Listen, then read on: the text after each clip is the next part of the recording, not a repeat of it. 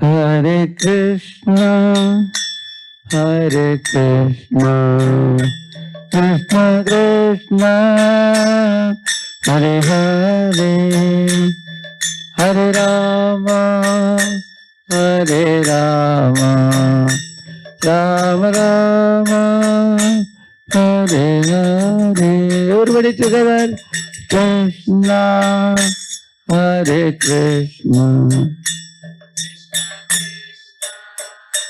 Hare Hare, Hare Rama, Hare Rama.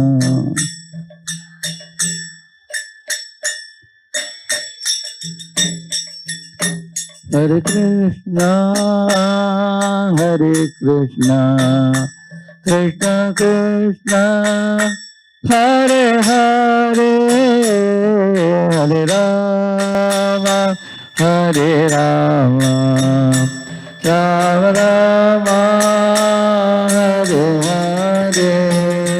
Hare Krishna, Hare Krishna, Krishna, Hare Hare, Hare Rama, Hare Rama, Rama Rama, Hare Hare. Hare Krishna, Hare Krishna, Krishna, Hare Hare, Hare Rama, Hare Rama, Rama Rama, Hare Hare. Hare Krishna, Hare Krishna, Krishna Krishna, Hare Hare, Hare Rama, Hare Rama, Rama Rama, Hare Hare. Hare Krishna, Hare Krishna, Krishna Krishna, Hare Hare, Hare Rama, Hare Rama, Rama Rama, Hare Hare.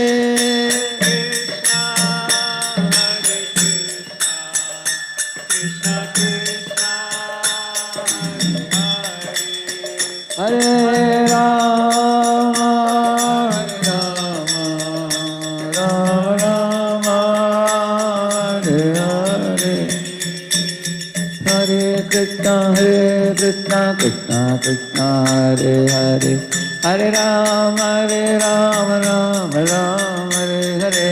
Hare Krishna, Krishna Krishna, Hare Hare, Hare Rama, Rama Rama, Hare Hare. Hare Krishna, Krishna Krishna, Hare Hare, Hare Rama, Rama Rama, Hare Hare. Hare Krishna, Krishna Krishna, Hare Hare, Hare Rama, Rama Rama, Hare Hare. Hare Krishna, Krishna Krishna, Hare Hare, Hare Rama, Rama Hare Hare. Hare Krishna, Krishna Krishna, Hare Hare, Hare Rama, Rama Hare Hare. Hare Krishna, Krishna Krishna, Hare Hare, Hare Rama, Rama Hare Hare. Hare Krishna, Krishna Krishna, Hare Hare, Hare Rama, Rama Hare Hare. Hare Krishna, Krishna Krishna, Hare Hare, Hare Rama, Rama. कलियुग पावन हरे कृष्ण महामंत्र की ओम अज्ञानतिमिरन्धस्य ज्ञानाञ्जनशलाकया चक्षुरुन्मीलितं येन तस्मै श्रीगुरवे नमः। नमो ॐ विष्णुपादाय कृष्णपृष्ठाय भूतले श्रीमते भक्तिवेदान्तस्वामिनिति नामिने। नमस्ते सारस्वते देवे गौरवाणी प्रचारिणे निर्विशेषशून्यवादी पाश्चात्यदेशतारिणे। जय श्री कृष्ण चैतन्य प्रभु नित्यानंद श्री अद्वैत गदाधर श्रीवासादि गौर भक्तवृंद। Hare Krishna, Krishna Krishna, Hare Hare, Hare Rama, Rama Rama, Hare Hare. Please all of you repeat after me. Om Namo Bhagavate Vasudevaya. So, I'm very happy to be here on the request of His Grace, Madha Gopinath Prabhu, and the team of devotees here. Here, Bhaktivedanta Youth Center here, Bhakti Yoga Club here is celebrating the 10th anniversary today. It's a very glorious moment. Such a good activity in this area where Infosys employees are in big number here. This Pocharam, Singapore city. I have been here even in the very early stages when Madha Gopinath Prabhu and his good wife Tulsi Mataji, they were just having a handful of boys, probably around 8 or 10 people. The best quality I saw in them is their persistent dedication, never giving up. They used to worship the Lord in the home, do bhajans, kirtan, and do a weekly once program. Gradually, they increased the programs. And there are programs for the families and for different age groups, for children. And I have been watching this community, like a bud blossoming into a full-blown flower, like a lotus, growing very beautifully. So they both are very, very spiritual minded. Same time, they know the needs of the people and bringing so many nice devotees together, giving a platform for them to do meditation in the morning and get a very nice, suitable classes in the morning, which will actually enhance the understanding of life, understanding of purpose of life, everything. So nicely they have been doing it. I really congratulate them from my heart. And also, the team of devotees, today I found the presentation Madha Gopinath Prabhu did it hurriedly, thinking that you should not take my time of the seminar. But I would request all of you to again get close to this family and know what all they are doing. They are also doing one thing called Purana Tilakam, getting commentaries of Srimad Bhagavatam of tens of acharyas and putting it all in computer, making it available in the internet for the whole world to access the commentaries of Srimad Bhagavatam. And both husband and wife, they are Sanskrit scholars and they are going to publish more than 100 books.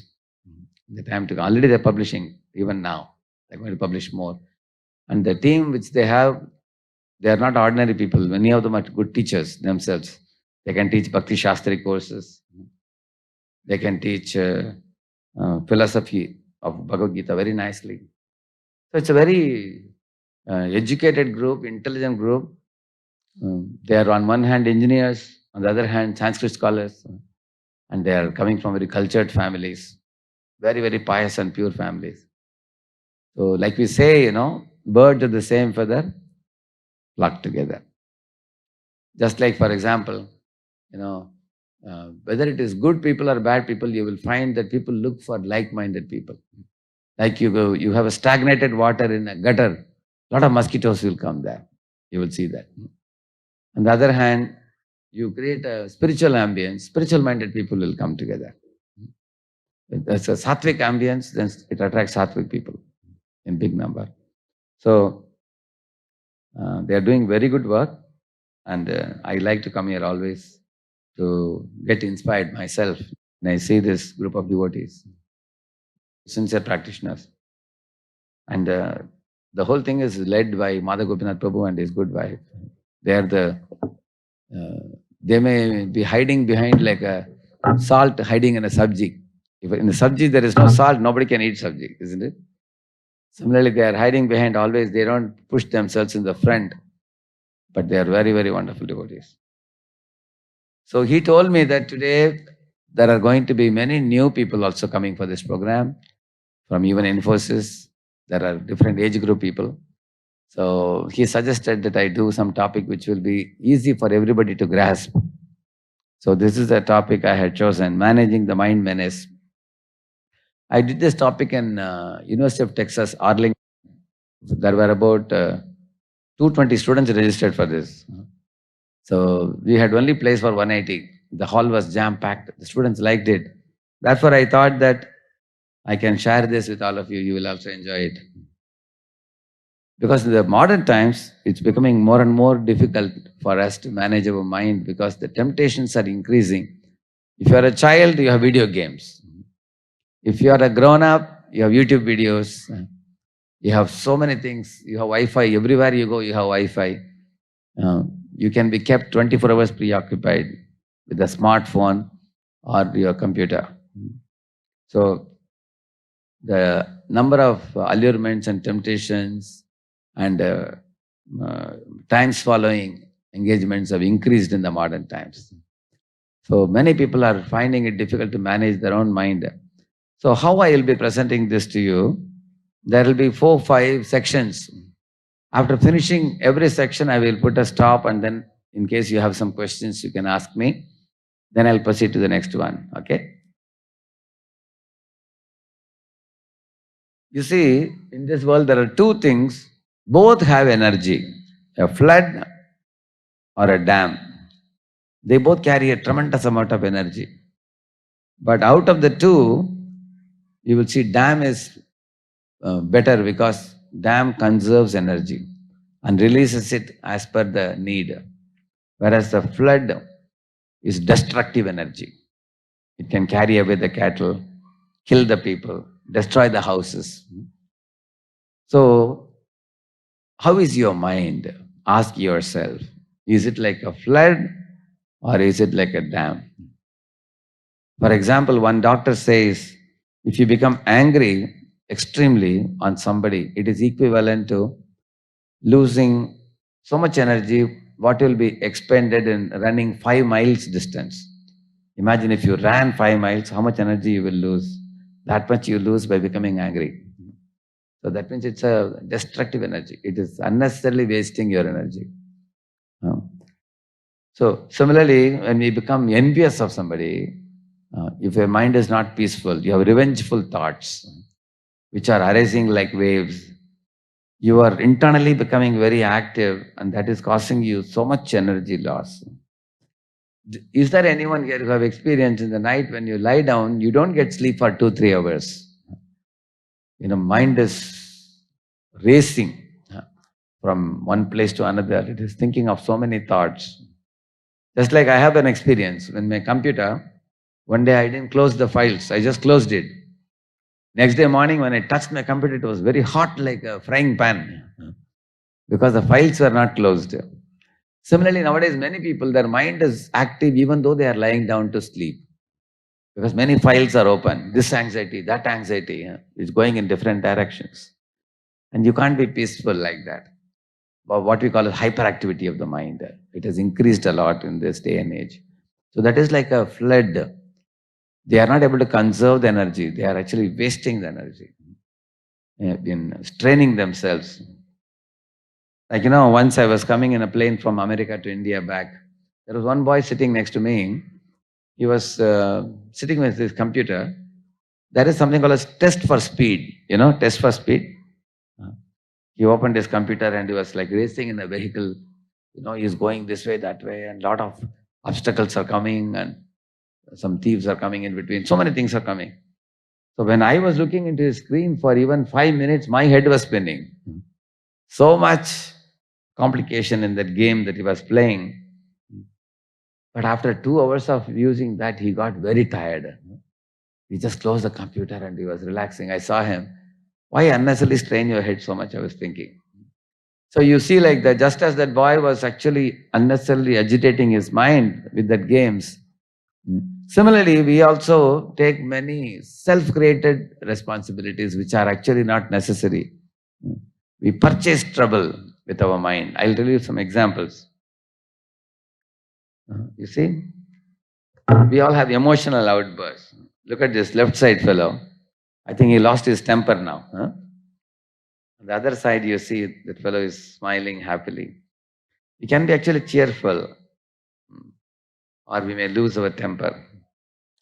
So, generally in those days, whenever I would lose the train, I used to become wild on my assistant. I would tell him, I told you we should come half an hour before for the train. We were late, we lost the train.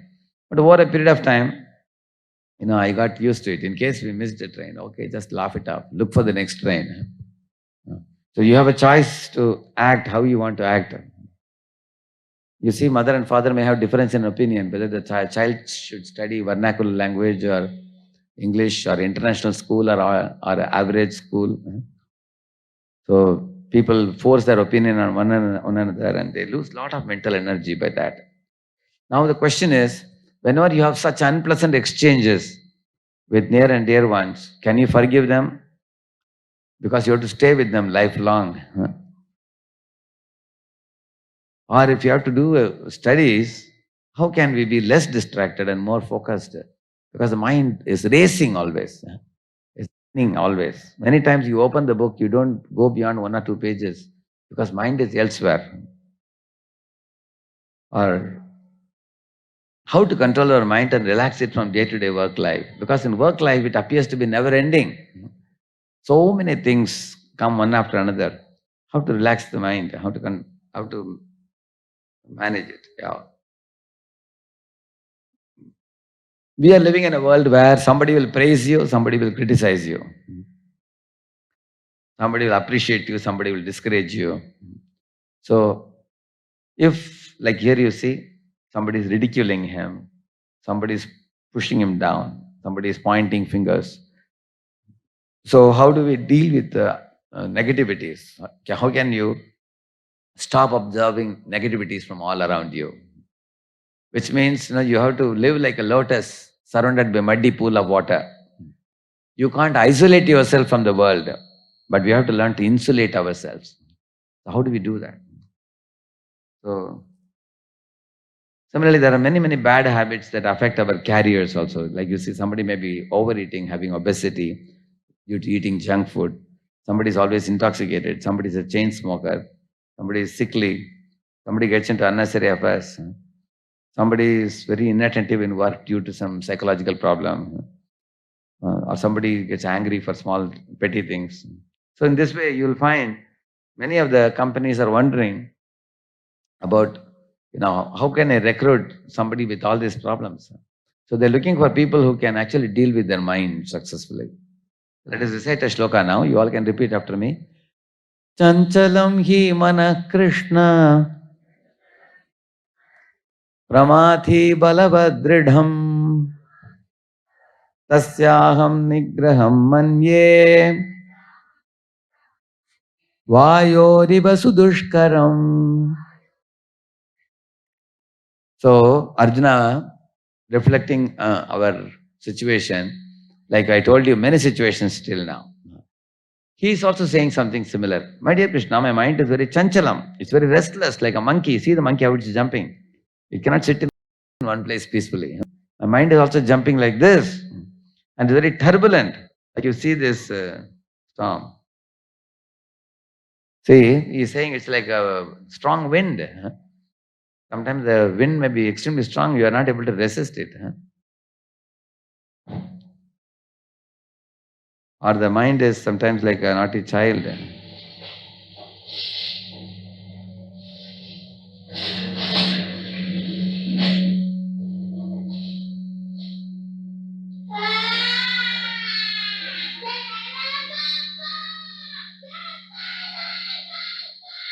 So sometimes the mind is like this.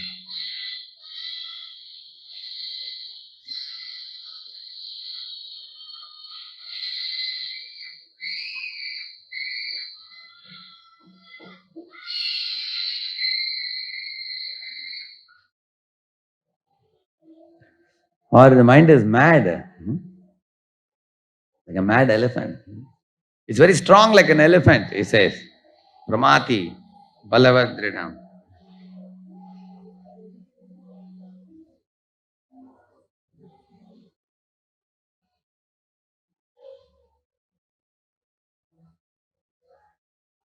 See, it can be so destructive. It can destroy the So,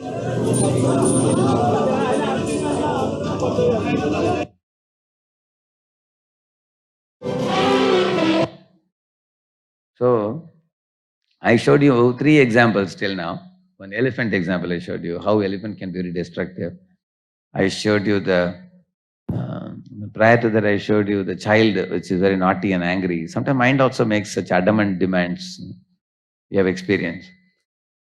Or I showed you prior to that the wind, how windy can be like a whirlwind. So these are the examples Arjuna gives. Mind can be very difficult to tackle. So you can see man has become so advanced these days, he can even control a lion. Or he can make an elephant stand with all the 4 legs on a stool in a circus. He is so powerful, but he has failed to control his own mind.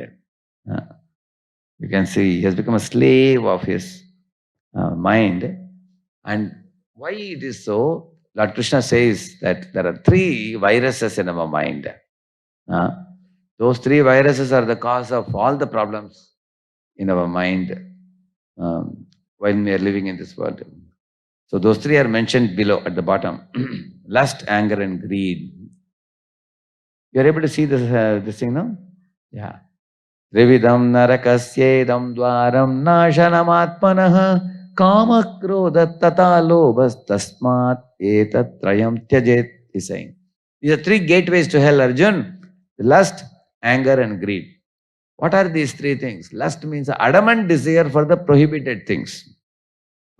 Like the boy was adamantly desiring to eat more and more cocoa chocolate.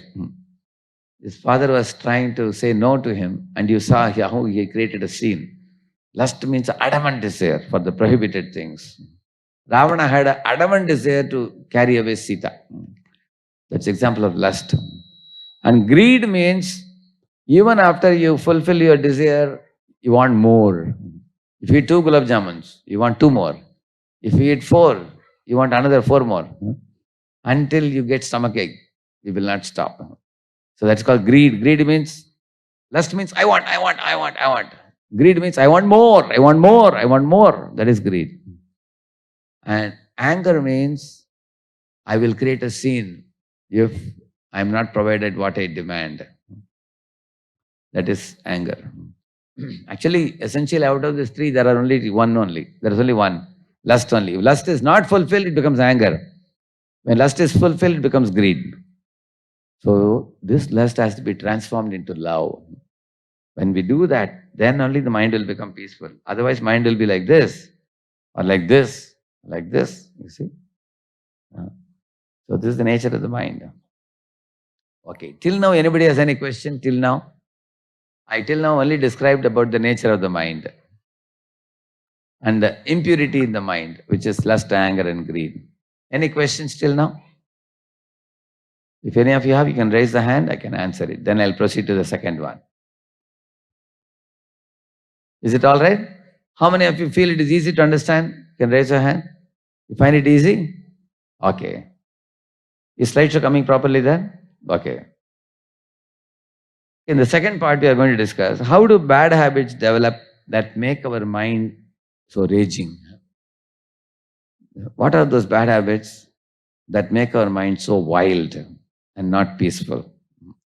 So, before you get into this understanding, we need to know a little bit about who you are, where our mind is, and how the mind is taking us to task. All that we will understand now. If somebody asks you, who are you? Most of you, I am sure you will tell about your name or the place of birth, all that you may say. One scientist, Harry Monson, Dr. Harry Monson from Illinois College of Medicine, professor of anatomy, he researched the human body and he said, these are the items in the human body. He said, calcium, phosphate, potassium, sulfur and sodium, magnesium, all these things, copper. So ask yourself, does it sound like you? Are you these chemicals? Which is worth rupees 110, he says.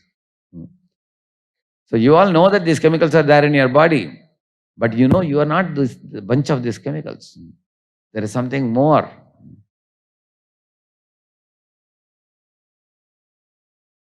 Then what is the real identity? See what Schrodinger said. Schrodinger says, Schrodinger says that I am very astonished that the scientific picture of the real world around me is very deficient. It gives a lot of factual information, puts all our experience in magnificently consistent order, but it is ghastly silent, he says, about all and sundry, and that is very dear to our heart. For example, the fragrance of a flower, a robot cannot tell you. The beauty of a painting, the sweetness of a song, or the taste of a gulab jamun, none of this a robot can tell you, because these are all things which require consciousness, chetana. A dead robo machine, even after artificial intelligence develops to very great heights, it cannot tell you about the conscious experience, which is only possible in a body where the soul is present. Like you see this picture here.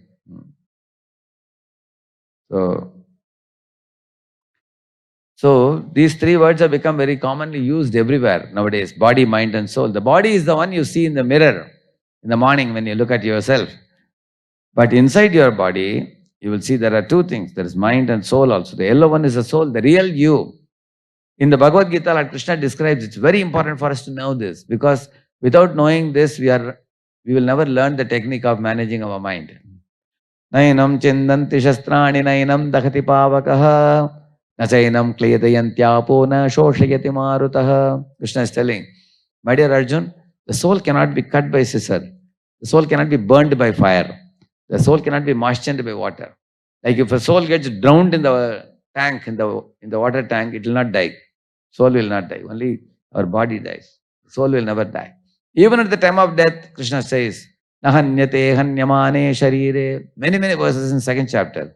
Najayate mrete va kadachilnayam bhutva bhavita vana bhuyaha ajo nitya shashvatoyam purano nahanyate hanyamane sharire. Even when the body is killed, or even when the body dies, Arjun, the soul will never die. The soul is like a driver of the car, or like a parrot in a cage. It leaves one body and goes to another body. Just like you talk about energy, isn't it? Energy can either be created nor destroyed. Energy disappearing in one form, reappears in another form without any loss or gain. We say about the soul is also one type of energy, but it is a personality. He is a person, but he never dies. So that is the soul, the yellow one, which I have shown you. And over the yellow one is the dotted line, that is mind, covering the soul. Just like the mind is the one which is having all the problems. And above the mind is the external body which you see in the mirror. Just like in a coconut, you have a big fiber, then you have the shell, then you have the coconut inside. So coconut is the most important part. Soul is like that. And over the soul, there is a shell which is subtle body, mind. And then there is gross body. Now you see, everybody knows who this is. She was a Bollywood actress. Now recently she died some 3-4 years ago. When she died, this is how her body looked like. What is the difference between her living body and dead body? If you see, the dead body, there were no feelings, no thinking, no desires, no movement, and nobody will want to see that body also. People feed their body into the fire. There's no more attraction. But when the soul is present, yes, the body is attractive. Even in an aquarium, if you go, the fishes are all moving, golden fish, orange fish, yellow fish, blue fish, and they're moving. It's very attractive. When the fishes are dead and lying at the bottom, nobody will want to see it. Because when Atma is present, the body is attractive. Srila Prabhupada in America was walking along with his disciples. He asked a brilliant question. He asked, if a girl is walking on the road, will you look at her, or will you look at the doll of a girl in the shop, which is also dressed and decorated? Will you look at that?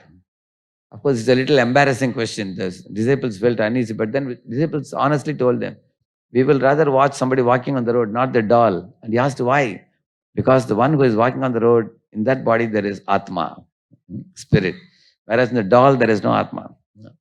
Where there is Atma, Atma is attractive. Because God is attractive, Atma is a child of God or a part and parcel of God. He's also attractive. So the soul is gone. Like here I told you the example of the car and the driver. Like a driver is driving the car. Without the driver, the car will not budge an inch for a million years. Therefore, similarly, the soul is different from the body. So now let us understand the mind now. As you see here, the mind gets information. Like if you take this as the mind, these are the five senses. Shrotram, chakshus, sparshanam cha, rasanam, granam vacha, adhishtaya, manaschayam, vishayan upasevate. Krishna is telling, Arjun, there are five senses: eyes, nose, ears, tongue, skin. These five senses are capturing information from the external world and putting it all in the mind. So mind is like a storehouse of thoughts, experiences, and desires, and such kinds of things. Mind is actually like for example, eyes are looking at a poster. Immediately the eyes put it into the mind. You're hearing a very nice music song, you like the song, then immediately ears capture it and give it to the mind. Senses are giving it to the mind only. And the mind is not independent. Mind is connected to the intelligence. If this is the intelligence, this is the mind, these are the senses. So in a computer, let us talk in a computer language. In a computer, you have CPU, that is intelligence. And you have a hard disk, that's like the mind, or like a microprocessor, that's the mind. And the five senses, there are five senses, jnanendriyas, they give you knowledge, and five karmendriyas, like the hands, legs, genitals, rectum, and speech. They are five karmendriyas. So five jnanendriyas get the input to the mind, and five karmendriyas, they act. They fulfill your, like servo motors. Like my hand is a servo motor. Hands, legs, my speech, they are like servo motors. So servo motors move by the command they get from the microprocessor. In my mind, whatever program I write, my hands, legs will move accordingly. For example, you all are coming for this program, you hear the lecture, you study Bhagavad Gita, you come to the temple, attend weekly program. Then when you are at home, you may take agarbatti and you may show to the Lord. But if somebody is not taking spiritual input, instead of agarbatti smoke, he will have a cigarette smoke. He will be smoking. So both are done by the hands. One hand is showing agarbatti, another hand is smoking. Why? Because if you give pure input, you write in your microprocessor mind, then you will do pure activity. If you give impure input in the microprocessor, then you are going to be smoking or drinking or doing something. So it all depends on the input we give in the mind. So where does the mind get input? We will see that very soon. But is this clear to everybody? Intelligence, mind, senses. A comparison is given. The senses are compared to children. Mind is compared to mother. And intelligence is compared to father. The child is very naughty, saying, I want cocoa chocolate, like that boy was making noise. Then the mother is looking at the father and saying, son is crying, please give him money. Let him just eat whatever he wants, no problem. So then senses consult mind, mind consults intelligence. So where is the mind getting all the inputs? If you see, everything begins with a thought. And then you reap an action. For example, you are going in your car. On the way, you find a beautiful bungalow, a colorful bungalow surrounded by a beautiful garden, and you really like the house. Nowadays, anything people like, they take a smartphone, immediately they click a photo, and then so that you can see it again later. When you go to your office, you print it out and put it on the top of your notice board. You keep watching it. I also want to make an independent bungalow like this. So you have developed the desire. The desire has arisen in your mind. Then later on, you will try to accumulate money. When you get the money, then you'll call a civil engineer, ask him to make a blueprint. So now you have the desire, there's a blueprint, and the actual house. 3 steps. So everything starts from a thought. And then you will act. It is said, watch your thought, they can turn into actions. Watch your action, it becomes a habit. Watch your habits, it becomes your character. And watch your character, it can create a culture and it will bring you the destiny. For every action, there is a reaction. So the mind is everything. Mind is beginning with thought, and then thought, word, deed, habits, and then character and culture. This is how it develops. And this is where you're getting all the things from.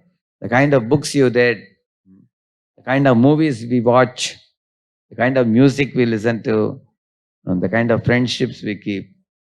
For example, if your friends are nasty, you are going to be nasty too, eventually. Like if a calf is associating with a pig, the calf also will start eating dirty things. But if a calf is associating with another calf, it will actually drink milk. So we have to be choosy about the friendships.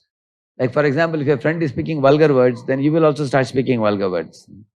If you're like, I had one friend in my college days. We would go for taking prasadam in one Sri Vaishnava house. We used to go. So on the way, he will always tell me the Vishnu Sahasranama. And every day he will tell me meaning of one name while going and one name while coming. He will elaborate on the meaning. He was Sri Vaishnava boy. So it was so helpful, I can say. He reminded me of Lord Vishnu again and again. So it's very rare to get such good friends. So we need good friends. Similarly, if we hear a rock music or break music, it brings the animal out of us, like a passion out of us. But if you hear the music Matajis were singing in the beginning before I arrived here, such a beautiful devotional music on Lord Krishna, it brings out the sattva in us. It's very calming to the mind. So what type of movies we watch? Like for example, the COVID time, one boy came to me and said, "Sir, I'm not getting sleep at all. When I lie down, Corona is flying like a football, always in my mind." I asked him, "Did you see any Corona videos? How many you saw?" He said, "I saw more than 100 Corona videos." Because he has given that input, now Corona is flying in his mind now. I said, instead of becoming Krishna conscious, become Corona conscious. You see? So therefore, whatever you put in the mind only, the mind is going to munch on it.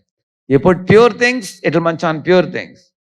If you put impure things, it will munch on impure things. Just like a blotting paper, you take an ink pen and touch it, just expands. Our mind is like that. Whatever input you give, it is going to expand it and absorb in it. Therefore, it is useless to watch movies and serials which pollute our mind or increase the fear in our mind. For example, if you watch a movie like Exorcist, for example, they put even speakers below your seat, boom, boom, boom, in order to frighten you. Then later, even after 5 years or 10 years after watching the movie, you always live in fear. When you're lying down in the night from the window, a skeleton comes. Like that is laughing. Because you've seen in the movie, whatever inputs you are given. On the other hand, I remember in my school days, when I was a small boy, I've seen the Sampurna Ramayanam, or I have seen the Dashavataram. So these movies are still in the mind. We have seen Lord Vishnu lying in the Ananta Shesha, in the milk ocean, and Narada coming and singing. So these are still, that impressions are there. Unfortunately, the modern day children don't get so much. They get to watch all Hollywood, Bollywood heroes. And that's what occupies their head now. Therefore, it has become important for the parents to give some attention to the children, to give them the right thing at the young age. So what type of movies we watch and what type of books we read. Nowadays, there are so many paperback editions. For example, there is a book called Sita by Amish Tripathi. There is a book. And in that book, openly he says in the beginning that this is like it's like a fiction novel. He's taking Sita character from Ramayana, but he is telling something else which is never found in Ramayana at all. He's just cooking up many things. He says that these kind of things will be interesting to people. So he is adding, subtracting, doing many things. This is completely invalid. According to Shastra, we should never distort the Shastra or interpret the Shastra. We should just repeat the Shastra. You have the right to expand on it, but not distort it. But people are doing it nowadays. People are taking the scripture and doing so many things with that. So therefore, if you are going to read such books, now I am seeing many college-going boys, girls are reading such books, and they have a crooked idea about the scripture. In one book, he's praising Ravana and criticizing Rama. There are books like that nowadays. So you have to be choosy about what inputs are you giving yourself. That's where the problem starts. Mind has to be given pure inputs. Srila Prabhupada wrote a Bhagavad Gita called Bhagavad Gita as it is. Why he used the word as it is? Because it's coming in Guru Parampara. There are more than 800 versions of Bhagavad Gita in India. Tikas. But Prabhupada says in every one of those Bhagavad Gita, the speaker has put his own mind. He says, it's not that you have to surrender to Krishna, you have to surrender to something impersonal. So many things people are bluffing, which is not given in Gita.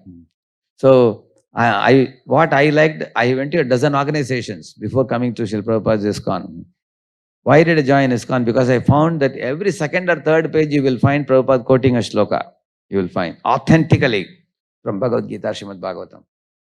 So whatever books you read, you become a product of that. Your personality is modeled by that. For example, nowadays, because man, woman, they are seeing so many things on the screen. Like I'll show you one witty video. You can see this one. See this fellow. He's a lusty rogue. His two eyes, you can see.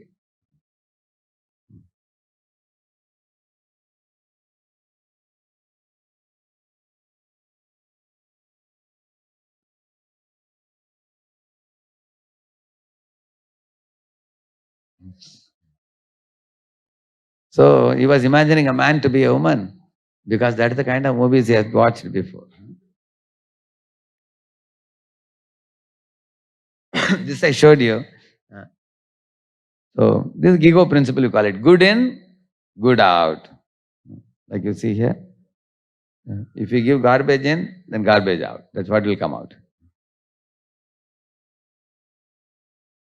You give good in, then you get good out. So that is why now many of the universities are inviting us to speak on Bhagavad Gita or Mahabharata, Ramayana in the colleges also. I'm giving courses in many colleges where we have a prescribed course with credited course also. They're giving 4 credits. Why? Because they are understanding that if you are going to give rubbish, then we can't control the students. They are going to go berserk. So they want to give some pure inputs. So the habits are such a thing. It's a set pattern. Even if you remove H, a bit remains. Even if you remove a bit remains. If you remove B, it remains. It doesn't go away very easily. But it is possible to change habits. We will see how. So the second part, we ventured a little bit more deeply about the mind. So now any questions so far? Anybody? Here I explained about body, mind and soul. So what is your true identity? The real thing is the soul. It has got 2 coverings, subtle covering and gross covering, which is body and mind. The body perishes at the time of death. The body is thrown into the fire. And the soul comes out of the body with the mind. Mind has got all the problems. Just like you wear a socks. If you wear a dirty socks, it will be nasty smelling. Like that, our mind is also nasty when it is loaded with impure things. Or the mind can be pure by, you can give sanctified inputs to the mind. Like for example, you hear Bhagavad Gita, you read Ramayana, Mahabharata, you eat pure prasadam, you associate with very nice saintly devotees like here you have, like that. So we can actually have a pure mind or an impure mind. So I was giving the example of the agarbatti and the cigarette. So we went a little bit more deeper in understanding of the soul with the 2 coverings, mind and the body. Any questions on that? Anybody? Is it clear, the point about the computer analogy I gave you? Like in the computer, we have CPU. Similarly, what is it equivalent to here in our body? Who can say? Anybody can raise a hand? I want to be sure that I am, all of you are with me when we are talking this. CPU is compared to what? I told you. Anybody remembers? Yeah? Intelligence, correct. And the hard disk is compared to what I told you? Mind. Hard disk or the microprocessor I told you. Okay. And the computer box, the computer external thing compared to our body. So now, what is the servo motors compared to? Like in a CNC machine, we have servo motors. What are they compared to in our body? Anybody? The servo motors? Yeah, please. There's one hand up there. Go ahead. What are the servo motors compared to? You can give the mic. I can't hear the sound. Lust, anger and greed. No. Servo motors are the hands and legs, I said. Hands, legs, genitals, rectum and speech. Panchendriyalu. So compared the microprocessor to the mind, right? If I give pure input, then the hands, legs will move purely. I was telling. Is that clear? Yeah. Then I also said about how the mind becomes agitated. For that, she gave the answer now. The mind becomes agitated with three impurities. What are they? Lust, anger, and greed. That makes us lag in our life. Okay, anybody remembers the definition of lust I gave? Anybody remembers? How did I define lust? Could you please raise the hand? There is one hand up behind. My request to devotees, please don't answer. If you are already chanting 16 rounds, you don't answer. This is for the new people who are coming for the first time. Those who come for the first time, this question is only to them. If all devotees answer the question, then they won't get a chance to think. What did I define lust as? Excessive desire for something prohibited. Exactly. Who said that? Give him applause. Very good. Yeah, that's correct. So, what is the difference between lust and greed? I said. Anybody remembers? Anybody remembers? Only for newcomers. Devotees should not answer. Okay. Yeah. Please give the mic to those who are raising the hand.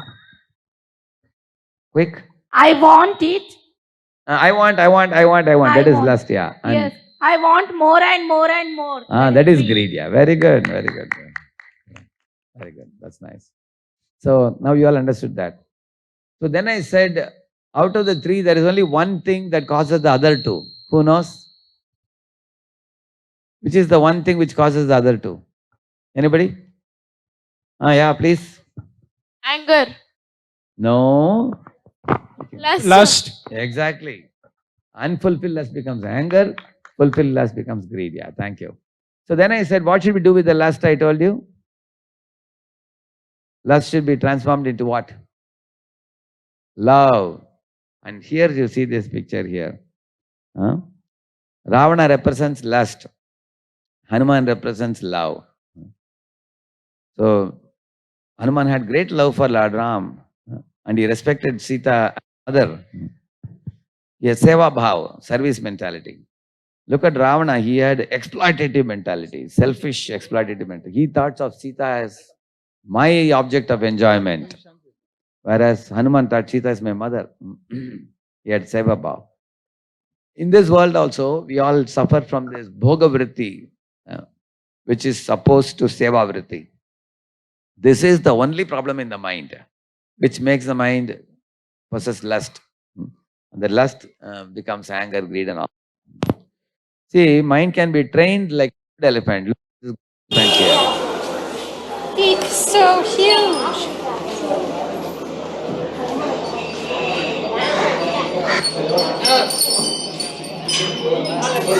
Right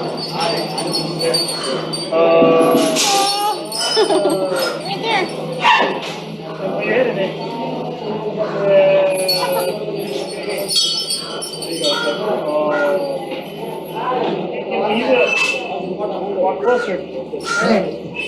See, here the elephant is a trained elephant. So nobody has fear to go near a trained elephant. Okay, do it, Dave. Even children can play with such a huge elephant. Okay, get under there. There you go. But it's not a bad elephant. Okay, So our reach mind up. can also be trained like this. Yeah, nice.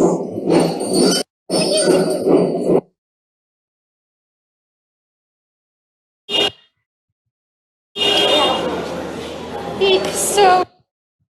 Prabhuji, he has one. Here, Mataji wants to ask you one question. Yeah, sure. Give the mic to her. He's here, Prabhuji, right side to you. Yeah. Namaste, Guruji. Namaste, Guruji. Namaste. Actually, the older generation were under the complete guidance of parent when we were childhood. I can't hear clearly. Sound is not very clear. Yeah. I'm like representing old generation. Okay. The old generation were completely under the guidance of the parents, and we never felt any depression kind. We were be very happy. Yeah. And we doesn't have that much intelligence. Yeah. The now younger generation, and if we wanted to treat like our parent, they are more intellectual and comparing to others, They wanted to be pampered always from high society to low society, Yeah. because they were comparing nearby children, and always they wanted to be They want very freedom. pampered. They want more They have freedom. more freedom, and they are, of course, they are more intelligent than us when we were in childhood. They are more intelligent, but they are not believing to experience has some knowledge. We wanted to listen the experience, how to train the children. Okay, good question. Actually, the children are trainable between 1 to 12 years of age. After 12, they listen to peers more than the parents. They don't want to listen much to parents. They listen to friends more after they become 13, 14 or so, when they enter into the teenage or adolescent age. But 1 to 12, every parent has a chance. Chanakya says, Dalayet panchavarshani dashavarshani tadayet praptet shodashe varshe putram mitrabadacharet. He's telling first 5 years, don't expect anything from your child. Just give hugs and kisses. Just encourage the child. That's all. After 5, he says, start training the child. How to be clean, how to be disciplined, how to speak properly, how to be respectful, how to be obedient, how to tolerate uh, situations, and how to be friendly with all, how not to quarrel, and how to bow down to God, how to visit the temples, how to take the Arati lamp, and how to sit down and recite the shlokas, how to hear Ramayana, Mahabharata. All this is possible between the age of 5 to 12. Almost 7 years you have in your hand, you can train the children. You are giving right input. Because children are totally dependent on the parents in this age. They can't do anything on their own. For every small thing, they depend on the parents. So most parents in this age, they fail to give attention, time to the children, because parents are also busy with their smartphones many times. And also they put on the TV for the child and they go into kitchen or something, and the child is picking up all unwanted things. Even the cartoons are all full of envy. If you see nowadays the video games and all, they're full of envy actually. Many crooked things are being taught through the video games. Like this Grand Theft Auto video, and also this Blue Whale and this kind of things, PUBG and all these things. They say they make the child mad. They can't get out of the game. They get hooked to it, somewhat like addiction kind of thing. So therefore, if the parents are really interested in inculcating character in children, then you need to spend time. They are not going to become wonderful on their own. We need to give time. So even Prabhupada's father, Gaur Mohan Dey, every morning he would do Aarti. And small Prabhupada was Abhay and his sister Bhavatarini. They would hear the ringing of the Aarti bell, ding dong, like they would get up in the morning. Oh, father is doing Aarti. Let's go and take a quick bath. They would take a bath and come and join the Aarti. They would take darshan of the Lord. So most children actually copy the parents. If the parents are going to be well behaved and they are going to be devotees, and then the children just follow the parents, especially in their young age. But after 12, 13, if they're not listening to you, you don't have to worry. You have done your part, is over. That's all. After that, you can try to give them good peers. Like you become like their friend. Allow them to do adventure. Allow them to, do something and show you. Let them have some achievements and things like that. So, therefore, we have a book called as Art of Parenting. If you want to get a copy, you can go to voicepublication.in. Voicepublication.in. So you www.voicepublication.in. In the children books, you see other books are there. In other books, you will find Art of Parenting. So, and also for training your children, if you want, go to children books. There are more than 20 books we have, 20 titles, different titles. So you can get these books by placing an order and then teach nice things to children when they are young. Yeah. And also, modern day children, you may say they're intelligent. They're intelligent in what? Even if you are able to have a knowledge of artificial intelligence and you make a robo, the robo can jump, and the robo can, have all the movements what a human body has movements. But the robo is a dead matter, nothing more than that. For example, drone is flying in the sky. We know very well that drone is not flying on its own. Somebody is controlling it. There is an operator. Even if you have Tesla car or any other cars, which are automated cars where there is no driver sitting, you still know that it is remote operated by a living person. Every machine, whether it's a robo or automated car also, it is working for the pleasure of some person. And it is designed and put there by some person. You will see that. Who is a living person. Dead things don't act on their own. Modern day children are a big ignorance in this knowledge. They just don't know what is Atma, what is body. They don't know the difference. What kind of intelligence is that? Good for nothing intelligence. It's actually Jada Vidya, we call it. Jada Vidya is nescience. It is not science. It is nescience. It is Ajnanata. Krishna says that. Utkramantam siddham vapi bhunjanam va gunanvitam vimudha na anupashyanti pashyanti jnana chakshushaha.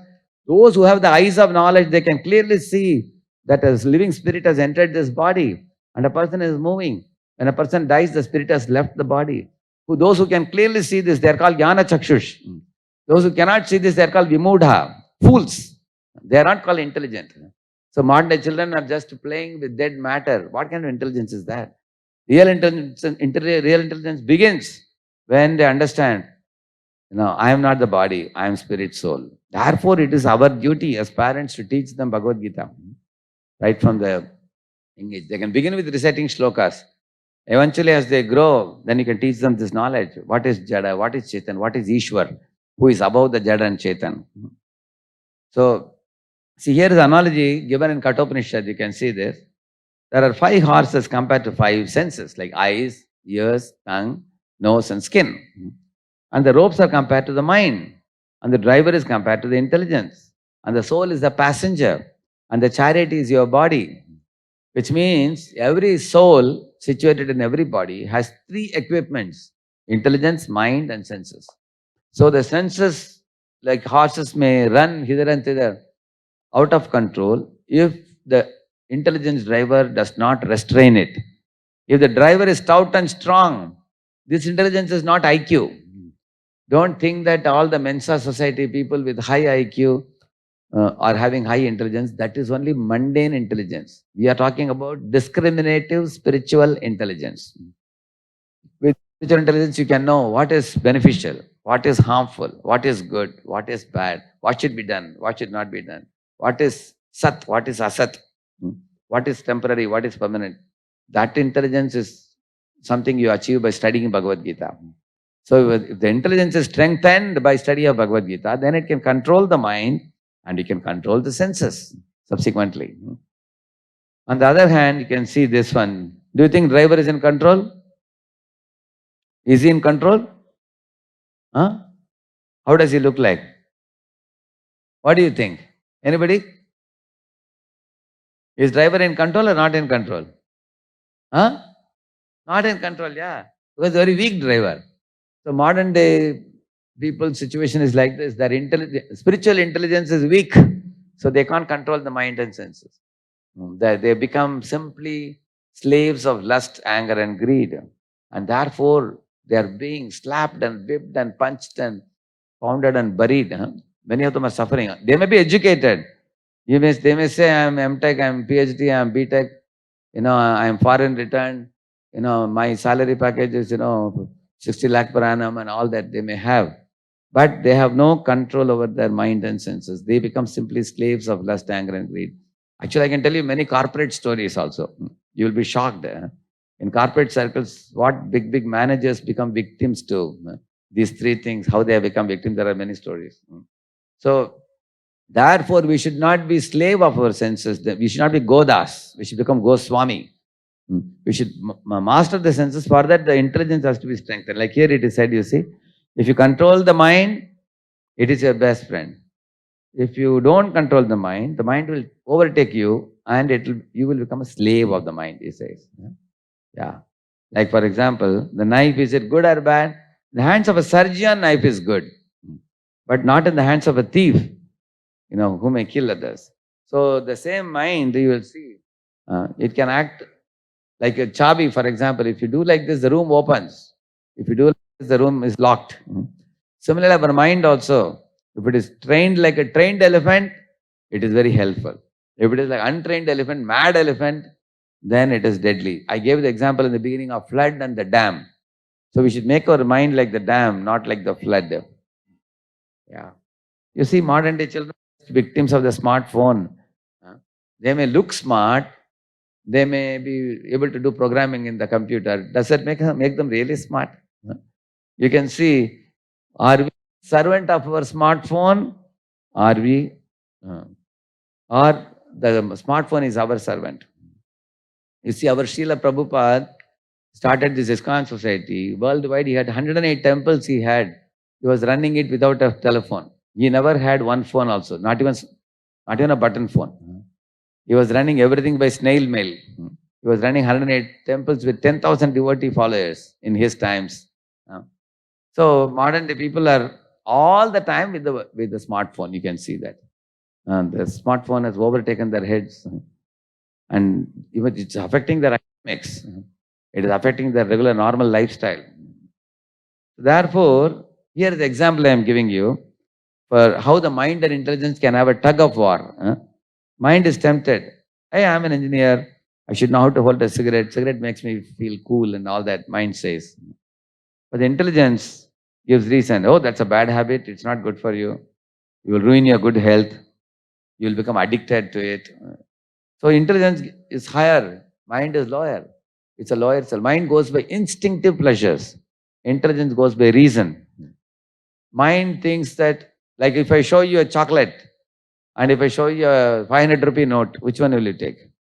Will you take one chocolate or a 500 rupee note? Which one will you take?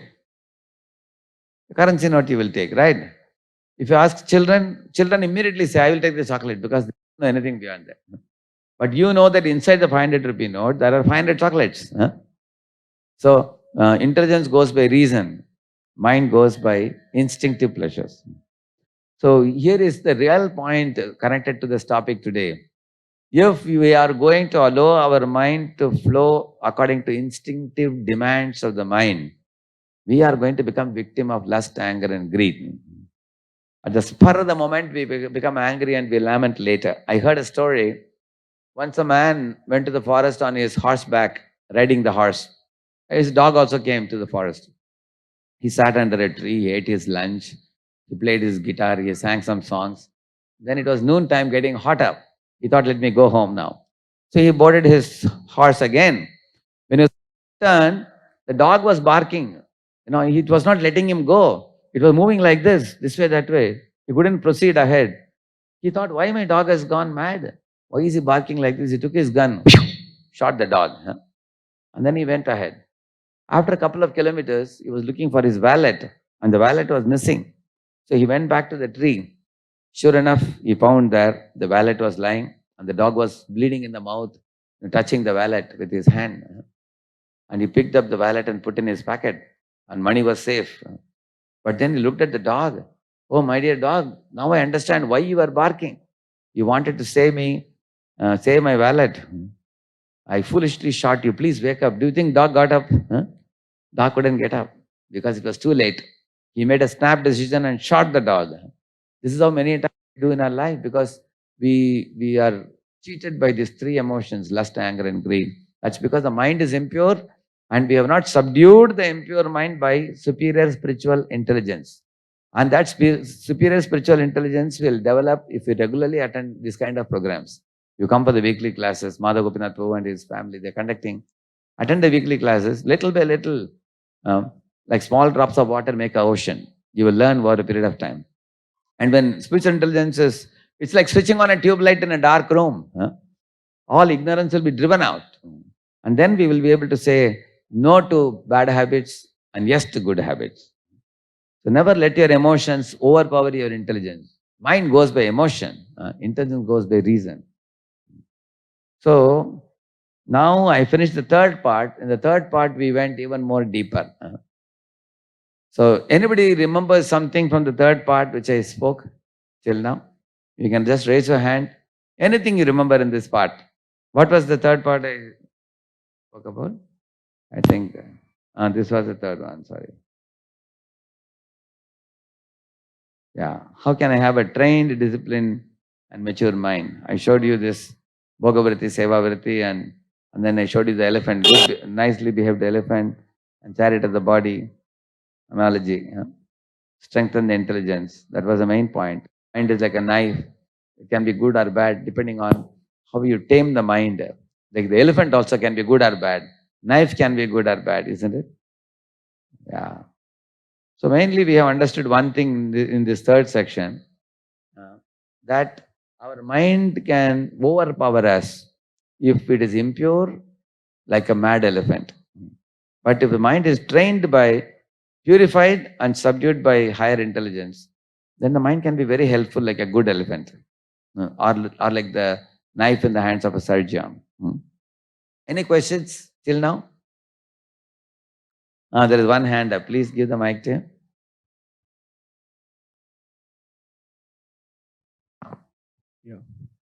Namaste, Prabhuji. Even if I'm controlling the mind with my emotions and good things, even I'm distracting some other things with my mind, I'm not totally focusing on what I am doing. Yes. Actually, just like if you take the diffused rays of the sun, they cannot burn a paper. But if you have a magnifying glass, you make them enter the magnifying glass, then you focus it at a focal point. That can burn a paper or cotton. Similarly, we need to know how to concentrate the mind. So we have this chanting we do with this japa beads we have. So we chant and hear this mantra. Hare Krishna, Krishna Krishna, Hare Hare.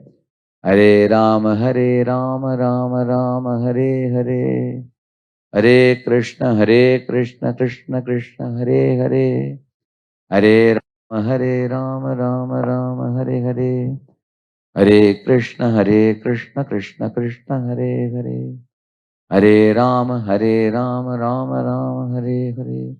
So if you want to chant 108 manis like this, that will take you 10 minutes only. Do it for 1 week, just for 1 week as a trial. If you don't get any benefit, you can stop it. Just do for 1 week and see, your mind will become completely calm, cool, collected and concentrated. You will see that. That's how you can focus the mind. The meaning of the word man means mind, tra means freedom. That which gives freedom to your mind. It will not let the mind wander here and there. Gradually mind will come to focus. Therefore we chant the mantra and try to hear. Once you hear well, attentively, then you are getting the focal point. At that time, anybody speaks anything, every word you can hear. Like for example, when we came to ISKCON in the early days, whenever we heard a lecture, we would make notes. Sometimes 10-page notes we would make. Later on, you would forget many points. Now, we have been hearing lectures. Now, I can hear a whole lecture 1 hour and I can repeat the whole lecture. What is the first point? What is the second point? What is the third point? What examples were given? What stories were spoken? What was the highlight point? What was the call for action? So, how we develop that? Actually, as you concentrate more and more and more, in every walk of life, the same concentration will come. Whether it is in office, whether it is at home, any work you do. So you'll become more attentive to listen to things. Is it all right? Yes. Thank you. I'm going to give practical solutions. Almost 5 or 6 solutions I am giving you. So don't get, bogged down by so many solutions. These are not very difficult. And these are solutions. Only thing is you should be willing to adopt them in your life. If you are willing to do it, your mind won't be the same. It will become much better. You will see that. Okay, let's go one by one. This is the first one called ABCD formula. Very easy to remember. A for association, B for book, C for chanting, D for diet. So I'm going to show you 4 slides, one on each of this. Okay. Association is very important. Like you see here, your desire and discipline, you learn from good association. Like I already told you, what type of books you read, movies you watch, music you listen to, friendships. These are all association. Yeah. I heard a story of once in a marketplace, 2 parrots were sold. They were brothers. So one parrot was sold to a king. Another parrot was sold to a butcher. Later on, one saint was walking in the road. He saw the butcher shop parrot was shouting at him, catch him, beat him, cut him, kill him, like that he was saying. Whereas the king's parrot was speaking very sweet words. The parrot said, oh, my dear saint, please take a seat. The king has gone for a stroll. Would you like to have a cup of water? Like that he was asking. So the saint was surprised how they are speaking so differently. Then this saintly parrot told a shloka. Gavashanena vakyam shrunoti aham charajan vachanam muninam nastyasta dosho nachamad guno va samsargaja dosha guna bhavanti, he said. He said, he's Gavashanena vakyam shrunoti. That fellow is hearing the words of a cow killer. Why will he not speak such words? And I am hearing the words of saintly people like you who regularly come to the king's palace. Therefore, there is no fault in him, no greatness in me. It's all a matter of association, he said. So what type of association you keep? That's the first thing. So choose good association, saintly association. Second one, be for books like Bhagavad Gita, Mahabharata, Ramayana. Such kinds of books are very helpful. They also give you many life tools, how you can make your life better. How should you preserve your relationships? How you can lead a healthy life, healthy mindset. They teach you many things like that. And see, for chanting Hare Krishna, which I told you a few minutes ago.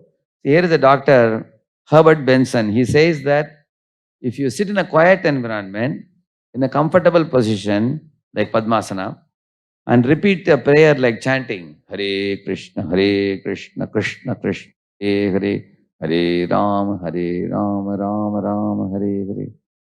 Then you have a passive attitude free from other thoughts.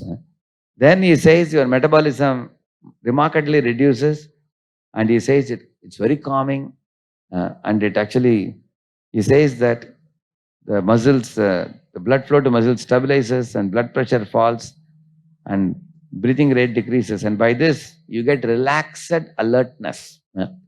Your mind is deeply relaxed, yet you are very alert and attentive. So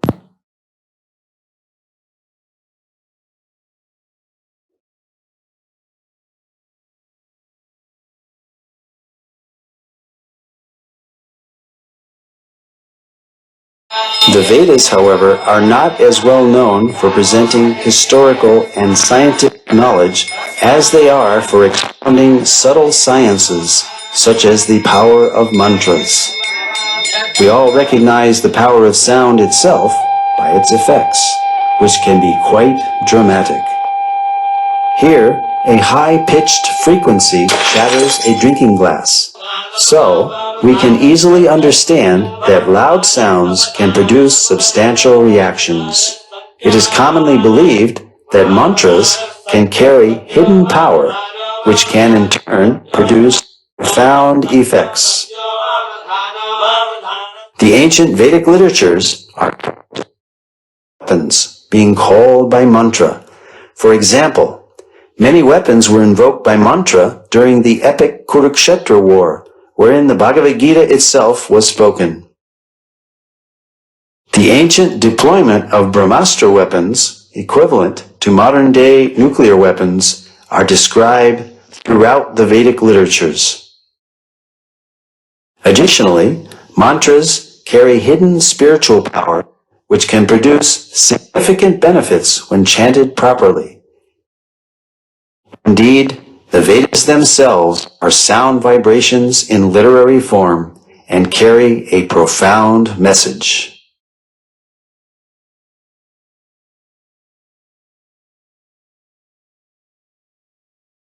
Also, the verbal repetition of specific mantras such as silent vibrations in literary form carry a Spiritual disciplines recommend meditational practices such as silent meditation, silent recitation of mantras,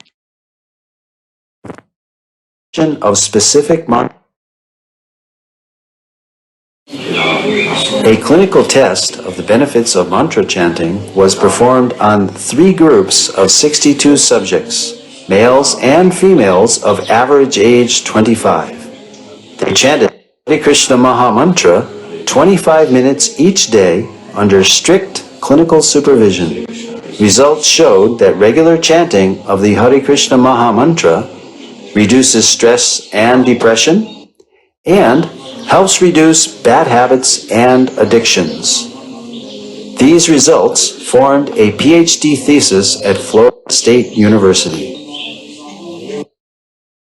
So nowadays in Western world, I'm traveling to America twice a year. I go for a total of 3 months in a year. I can see in the America, students have a lot of faith in the kirtans and chanting and yoga. So I can see if I do kirtan, immediately 40-50 students come in a park. They're ready to come and sit and just sit down and close their eyes and take part in kirtans very well. So because there are a lot of scientific researchers have come on this chanting of Hare Krishna. So you all can try it. Japam, as I told you, 108. Even if you don't have a mala with you, you can do with fingers like this. 1, 2, 3, 4, 5, 6, 7, 8, 9, 10. Then you fold one finger. Then 1, 2, 3, like Om. 1, 2, 3, 4, 5, 6, 7, 8, 9, 10. And fold the second one. So if you do 5 times, then 50. Another 5 times, you release the fingers, it becomes 100. Then 8. 1, 2, 3, 4, 5, 6, 7, 8. It becomes 108. Sit in a park, close your eyes, take a deep breath, and then chant one round of 108 mantras, which will take you 10 minutes. So 10 minutes of chanting and 5 minutes of reading one page of Gita a day. We have Bhagavad Gita as it is available. Mother Gopinath Prabhu must have put a table, it's available. So have a copy of Bhagavad Gita as it is with you. One page a day, 5 minutes, and 10 minutes of chanting. How many of you think it's quite possible out of 24 hours? Possible, correct? Yeah. Just 15 minutes, that's all. Okay. So do this and see your life will be much more better and more cheerful, more joyful. Another one is the sattvic diet. This is the Bhagavad Gita. It's available there if they want to purchase. It's there, yeah. Yes. Multiple languages you have. As multiple languages available, while going, you can pick up. So, and the diet is very important thing. I can scientifically tell you, if you're eating very hot, spicy diet or a junk food is all in tamoguna. Tamoguna means it produces laziness, obesity, and things like that. And rajasic ahara, like for example, very, very hot chili or like hot pickles which produce tears in the eyes. While going in also they are very burning hot, and while coming out also they are burning. It's very, so they produce anger and greed and things like that. And the sattvic ahar, like what you see in the picture here, it's like fruits, milk, rice, wheat, cereals, spices, sugar, these kind of things. So these are all sattvic diet. They come in sattvic diet. They're very healthy. This type of foods. They purify our existence. And it's very scientific. How, say for example, you all know about adrenaline. Adrenaline is produced when you are fearful or when you are violent. Adrenaline is produced. Like one time I was with my friends in my school days chasing after a big pig. The pig was going with the piglets. We were chasing and went in the compound. To the end of the compound, there was a dead end. So initially we were chasing the pig. Later on the pig thought, I can't escape. The pig turned and showed the teeth to us. Then we started running away. Then the pig was chasing us. We all ran into our homes. So initially the pig was doing flight. Now he was doing fight. So flight means fear. Fight means violence. So if you eat Rajoguna food, Rajasic food, then we get fight-flight tendency, which releases adrenaline. Whereas with this kind of ahara, vegetarian food, that too sanctified by offering to Krishna as prasadam, we call it. It's food. So this is the first one, A, B, C, D. Anybody can tell me A for? B for? Which books? Bhagavad Gita. And C for? And D for? Which diet? Prasadam, yeah. Okay, sattvic. And the second solution I'm going to show you, there are 6 things told by Rupa Goswami Pad. He says that these are called 6 type of things which produces conditionings. They destroy our peace and sanity. For example, over accumulating goods. Look at this monkey.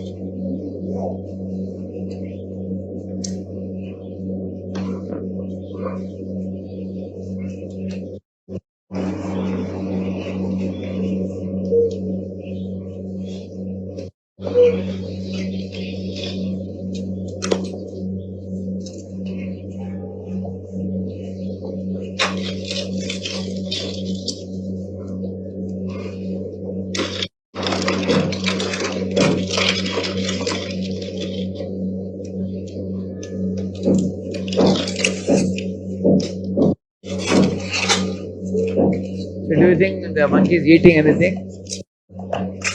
He is just accumulating, that's all.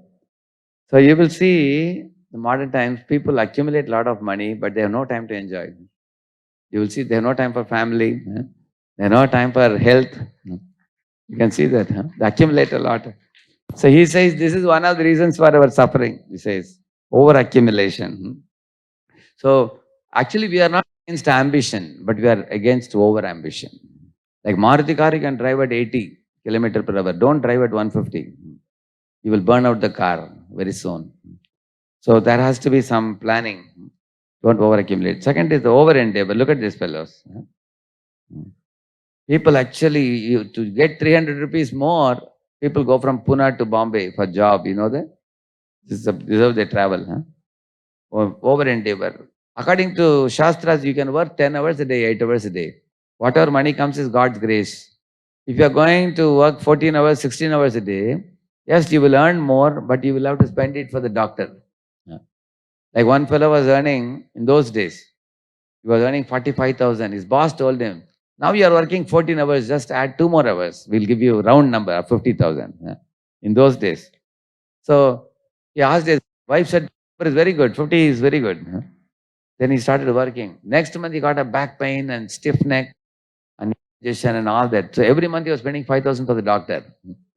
So he earned extra 5 and he spent 5 for the doctor. Therefore, don't do prayas, karma prayas. Also, lot of our time goes in gossip, in speech, prajalpa we call it. Useless talk, argumentation, debate, fault finding, blasphemy and all these things. This is how we lose out our time. We should save time by avoiding such useless talk. Also, Niyamagraha means people don't know why are they running. Everybody is running, leading a mechanical life. Or rejecting the wisdom whimsically. People don't actually read Bhagavad Gita, Mahabharata, Ramayana. They just reject it without even knowing what is there in them. And materialistic association called Janasangha. This is one thing that ruins our mind very badly. Bad association. And also greed. So, yeah, there is another similar video on greed. Earlier I showed you monkey's greed. Now you see man's greed.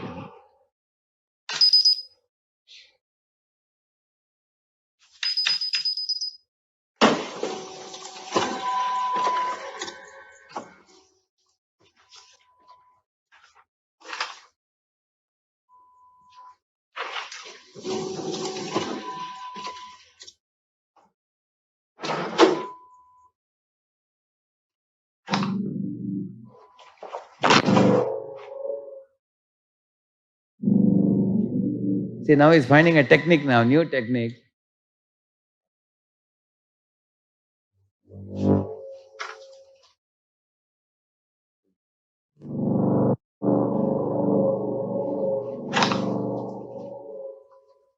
See, now he's surprised how this glass is going inside. He's surprised about the sheet. It's a very peculiar type of sheet. See, hand goes in. Immediately his mind suggests him an idea.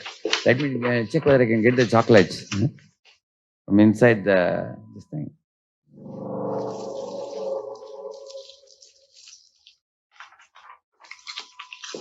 Sometimes in our job also we find something innovative and we make a big money very quickly.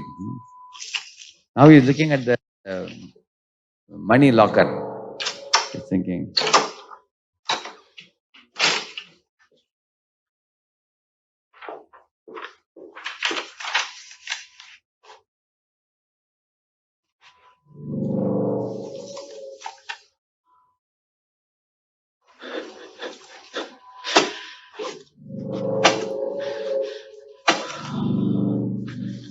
See how many bundles he has removed, you can see.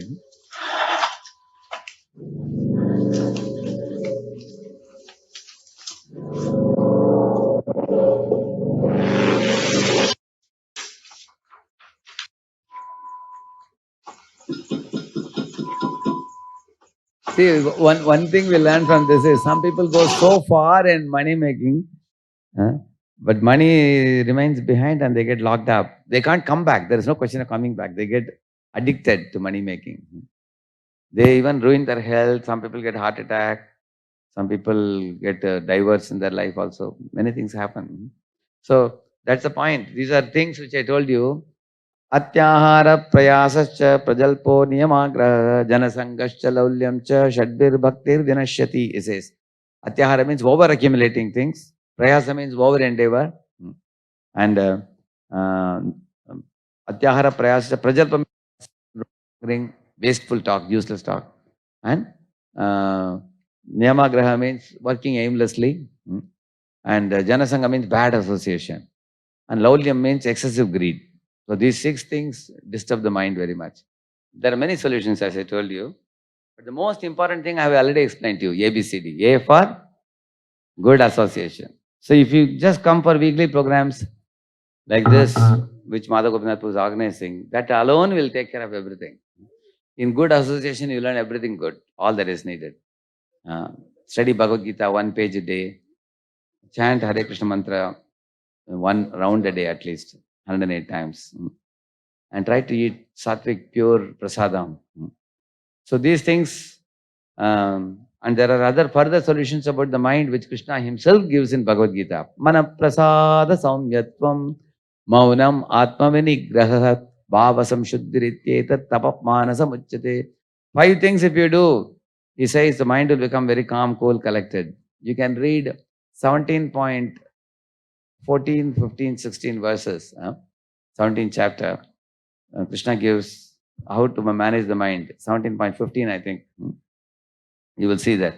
So that kind of solutions also I have given in this. But it will take a little while to explain them. See, 17.16. So he is giving 5 things if you do, he says, cultivate these 5 things. He says 5 S's: satisfaction, silence, simplicity, self-control, sanctification. So these things will take longer time to explain. I will not go deep into them now. You got some idea now.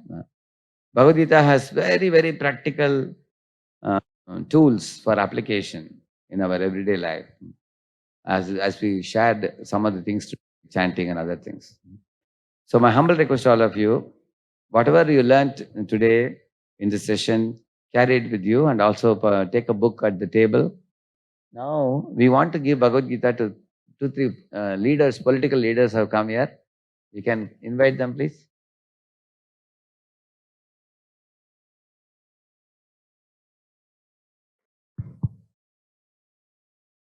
Hare Krishna.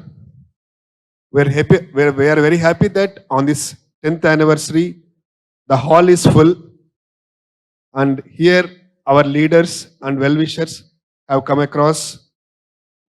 Sri Kondal Reddy Garu, Chairman, Pocharam Municipality. I request him to come over the stage. Venkata Madhava Reddy Garu, Stofa President. Hare Prasad Garu, Vice Chairman, Reddy Naik Garu, and Pocharam Councillor, another councillor, Mettu Balreddy Garu, and Stofa team members, Baddam Srinivas Reddy Garu,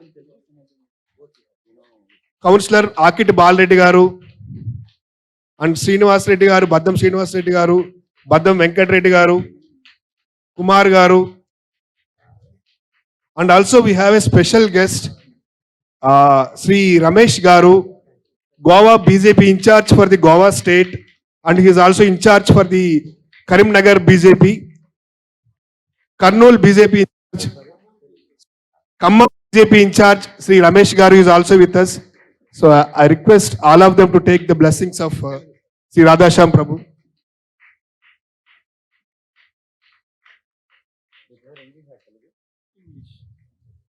I also request Murthy Garu to come over the stage, Narasimha Reddy Garu to come over the stage, Narasimha Reddy Garu, and also our well-wishers, Sri Pasha Garu, please come over the stage. Our most helpful in this program, Sri Gupta Garu, Temple Vice President, and Anjaneyal Garu, in charge for the Gadkesar BJP,